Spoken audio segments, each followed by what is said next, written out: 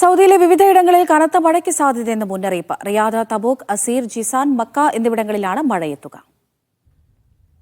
ശനിയാഴ്ച മുതൽ ചൊവ്വാഴ്ച വരെയാണ് രാജ്യത്തിന്റെ വിവിധ പ്രദേശങ്ങളിൽ കാലാവസ്ഥാ കേന്ദ്രം മഴ മുന്നറിയിപ്പ് നൽകുന്നത്. മഴയോടനുബന്ധിച്ച് രാജ്യം കൂടുതൽ തണുപ്പിലേക്ക് പ്രവേശിക്കും.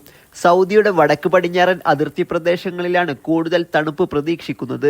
Riyadh, Al Qassim, Hail, Al Jouf, കിഴക്കൻ പ്രവിശ്യ, Al Baha, Asir, Jizan, Makkah, Madinah പ്രദേശങ്ങളിൽ വരും ദിനങ്ങളിൽ മഴയ്ക്ക് സാധ്യതയുള്ളതായി കാലാവസ്ഥാ കേന്ദ്രം മുന്നറിയിപ്പ് നൽകുന്നുണ്ട്.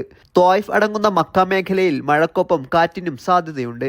കഴിഞ്ഞ ഏതാനും മാസങ്ങളായി സൗദിയിൽ മഴ തുടരുകയാണ്. ഡിസംബർ ആദ്യത്തോടെ രാജ്യം ശൈത്യകാലത്തിലേക്ക് പൂർണ്ണമായും പ്രവേശിക്കും. ഇത്തവണ തണുപ്പ് മുൻവർഷങ്ങളെ അപേക്ഷിച്ച് കുറയുമെന്നാണ് കാലാവസ്ഥാ കേന്ദ്രങ്ങൾ അറിയിക്കുന്നത്. Sabith Saleem, media 1, Jeddah.